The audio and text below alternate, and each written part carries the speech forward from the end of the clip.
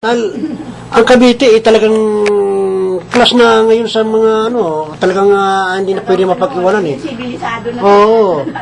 Maganda rin pala ang pamulakad ni Kapag. Maiba ko, maraming na total na babagit mo lang naman yung mga OFW. Eh, kasi itong lumapit po sa akin, ito naman ay problema rin sa pamilya. Ang problema po niya ito, siya ay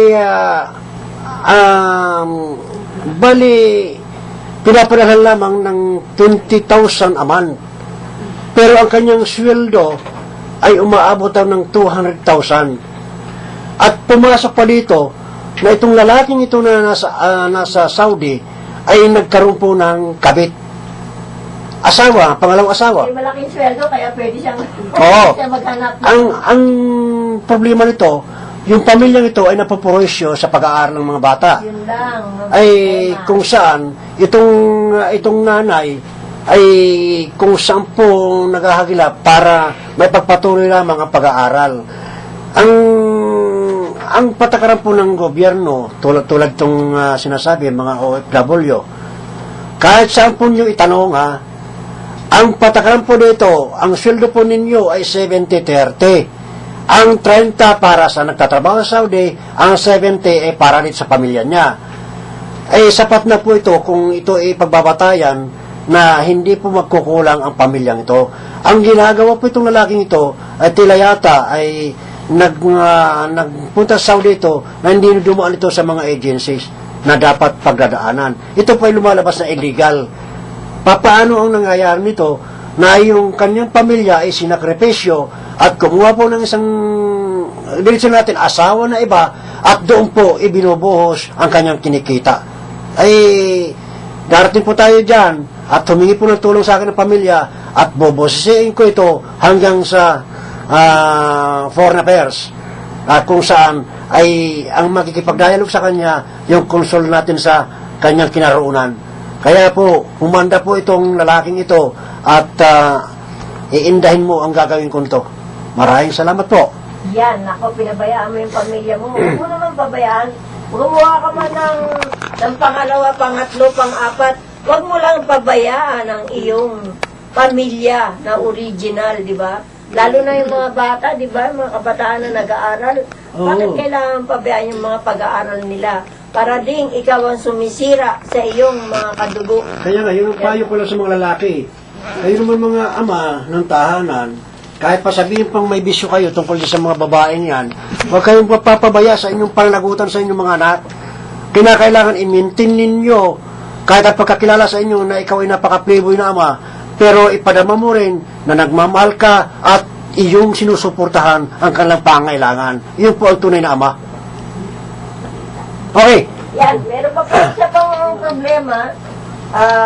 Yan, nakalimutan ko yung problema ng yung pong isang babae na nagpunta ng Saudi. Pagdating niya doon, ibang kontrata, ang kontrata niya dito bilang waitress yata. Oo. Nung pagdating niya doon, ay ginawa siyang DH. Oy. Kaya siyempre umayaw siya, tsaka iba ang kanyang sweldo. Siyempre umayaw siya. Tapos nagsumbong siya dito sa amin na bakit ganun ginawa sa kanya at pinahihirapan siya ng bagong amo na yun. Kaya ang ginawa niya ay tumakas siya. Boy. Tumakas niya nadala siya sa ospital dahil hinimatay siya sa gitna ng kalsada. Nung naimatay siya sa gitna ng kalsada, siyempre may magdadala sa kanya sa ospital. Ang problema ngayon, sabi niya sa akin, problema ko dito, pag ako magaling na dito sa ospital, huhulihin daw siya ng pulis. Ayun. Dalhin na lang ho sa Philippine Embassy, no? Palawakan na lang natin ito. Palawakan natin kung kayo po yung nakikinig. Dapat po i-assess ninyo ito dahil Pilipino ito na kung saan nalalagay po siya sa balang ng alanganin. Yun, ang aming advice sa kanya ay pumunta sa Philippine Embassy o kaya tumawag dahil nasa ospital pa yun. Kaya lang po siya ng mga Pilipino. May mga Pilipino mga nurses doon Kinakailangan makipag-usap siya katapos tumawag sa embassy para yung embassy na lang pumunta Ang doon. hirap naman sa akin umuutang para daw pwede daw siyang umuwi kapag ka meron siyang pamasahe pa uwi. Baka may Bombay doon lang siya mutang. Yan. At saka siyempre paalala doon sa ating mga kababayan na ganyan na loko ng recruiter at saka naloko, naging iba ang kanilang mga pinirmang trabaho. Pagdating doon, ibang trabaho. Kung matitiis nyo, tiisin nyo na. Ay, ganito lang gawin natin. Ganito lang gawin natin. Kung sinong recruiter na yan, ay makipag-usap tayo. Dahil mayroon din ang mga recruiter dito sagutin eh. Nasagutin din itong mga ito eh. Dahil nanggaling po ito sa kanilang mga proseso ng dokumento kung paano sila nakarating doon. So siya nakakaalam dito. Magandang makipag-dialogue sa kung anong agency yan para at least alam nila at nang mapanawagan nila. Kaya sa Monday po, ayan, nangungutang nga ng pera. Kaya sana magkaroon sila ng pera para makauwi na siya bago siya makalabas ng ospital. Para paglabas niya sa ospital na yon talagang huliin siya ng mga Saudi police. Kailangan agapan po ito ng ating konsul sa lugar na yan para at least yung tao naman ay wag kung saan nakakarating. At pag ito yung nahuli, hindi na ito makakalabas ng basta-basta. Oo, totoo. Kawawa ito. Oo. Maaring malagay ito sa, hindi lang palong abutin dito. Kasi, Saudi ito eh. Kasi, Oo. Yan ang mga nangyayari sa ating mga kababayan na mga heroes natin. Bayaning buhay sa ng ating bayan, nagbibigay ng dollar remittance sa atin, pero marami silang mga karanasang mabubuti at masasama na dinaranas mula dun sa kanilang mga employer. Ba't hindi lapit Sana to po, sa UWA?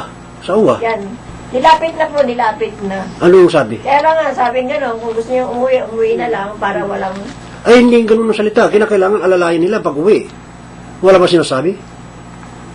wala pa. Kasi kahapon lang sinabi sa akin, kaya sa employer, no? Monday, Oo. Hindi ng plane ticket. Ay, di. sa Monday lang po na malalaman ko kung dahil pupunta kami sa DFA. Hindi ako na makipag-dialogue, masasama na ako para at least mayan natin.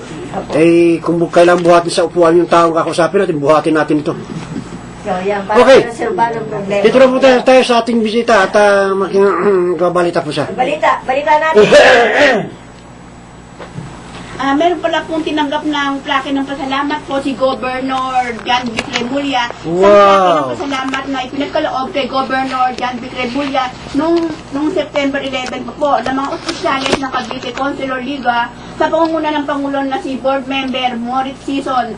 Ibinigay ng parangal bilang pagtanaw ng utang na loob sa walang sawang pagsuporta ng gobernador sa mga proyekto ng CCL. Ayun, congratulations! Yan po, kay Governor John Vic Remulla. Yan ba naka-tape ba tayo dyan, ano? Naka-tape ba tayo Yes, sir. dyan? Neil, yung ating photographer dyan. Wala ka ba masabi dyan, Neil? Ay, Yung mga, mga song hits. Kumusta na? ay nariyan, mayroon eh. Kumusta ba? Ang hinahanap ko yung marupok eh. Ay, marupok. Kasi yung ating kasing kasamahan dito, inapilayan. Ewan ko, siguro umahak lang ito ng baitang eh. Nakatalikod ang mata eh. Marabutiki lang titin mo sa likod. Pabayaan mo mabutiki na yan. Tuloy ka pa rin. Dapat talaga yung matatanda mag-ingat sa pag-akbang dahil marupok na nga ang buto. Wala. Madaling magpila. Ay, si Maring Mirna naman eh. Naku po. Bakit Yan, nag-text na. napakaliit mong tao, di ka pa makitang harap-harapan. At ang lapit lang nga. Tagal na sa may Bacood. Santa Mesa. May Napakalapit. kapit din, meron nga pala pong namatay na kapitbahay namin, lang po. Oo, tuloy. Meron pong, kung sino po ang nakakakilala kay Donald Llagas, siya ay namatay na po nung makalawa ho. Ngayon, kung sinong gustong pumunta sa Alapan 1A, Kawit, Cavite. Yan, Yan. yung pangalan nun? Donald Llagas. Yan, yung mga kamag-anak daw po ng Donald Yaga, tinatawagan kayo. Yung makalawa ko ng gabi, namatay na po. Kami po yung nakikiramay po sa stasyon ng DWED at ang programa pong Rima Foundation at ang boss ng Pinoy OFW. Nakikiramay po sa mga naulila po ng pamilyang ito.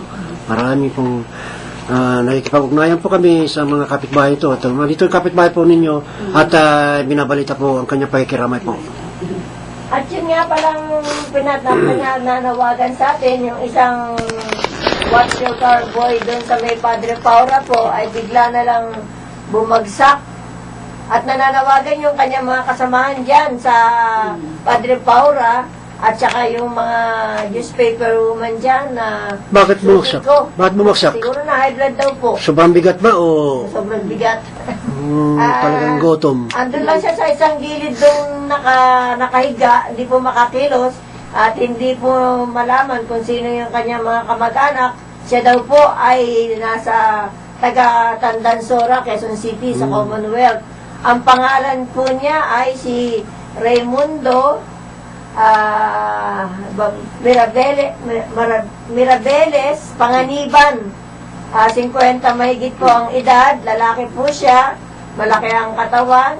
Tinatawagan po ang mga kamag-anak ni Raimundo. Napuntahan lang po siya, dinala na po kagabi doon sa ospital ng Maynila. Puntahan po muna ninyo kung kayo po ang kamag-anak ni Raimundo Panganiban po. Ayun. Maraming salamat. Nang nanawagan po ay yung mga nagtitinda doon na kanyang makasamahan na vendor sa Padre Paura sa tabi ng isang drugstore po doon. Yan, sana po napakinggan ng kanyang mga kamag-anak ang panawagan kay Raimundo Panganiban. Yan. Okay, Balita. At tinatawagan din po namin si Mayor Lim, ni si Smiling Yang. Sana po minsan po kami darating po sa inyong opisina dyan. Yan, congratulations po yung Mayor Lim na napakasipag na mayor. Ako ni Garay Blas, kumusta na po kayo dyan? At saka kay Atty. Garay Blas. At saka sa Director ng Media Bureau, si Sir Rick De Guzman. Kumusta na po? At kumusta na rin po kay ano bang pangalan Chief ng PIAT ng BOC, si Ma'am Abano. Yan, kumusta na po? Sa ating pagpapatuloy ay yung pong ating mga public service po, sir. Yung pong covered, meron pong nagre-request po ng wheelchair dahil po ang kanyang amag daw po ay hindi makalakad. Kaya kami po ay pupunta kay Mayor Lim para ibigay ang inyong karaingan. Yan po. Kasi nabigyan na po kami ng wheelchair ni Mayor Lim dahil meron po kaming kapitbahay na humingi ng tulong sa inyong lingkod na mabigyan yung kanyang anak kasi may sakit yung kanyang anak na parang cerebral palsy po. Yun, nabigyan po sila, dinala po sa bahay nila ng staff ni Mayor Lim. Kasi po, ganyan ang ugali ni Mayor Lim Oo. Tuwing Sabado po, wala siyang ginagawa, nagpupunta po siya sa mga barangay para bigyan ang kanyang mga kababayan ng tulong kung sino man ang nangangailangan ng tulong. Isa na nga. Lalo na yung mga nangangailangan ng wheelchair at saka yung mga kabataan po ay bilang pampanubag loob, binibigyan niya ng mga 20-20. Mga kabataan po lang yun kasi binibigyan niya ng kasiyahan ng mga bata. Dahil ang mga bata, miskin na 20 lang ang bibigay sa kanila, ay masaya na sila. Ganyan po ang ginagawa ni Mayor Lim tuwing Sabado.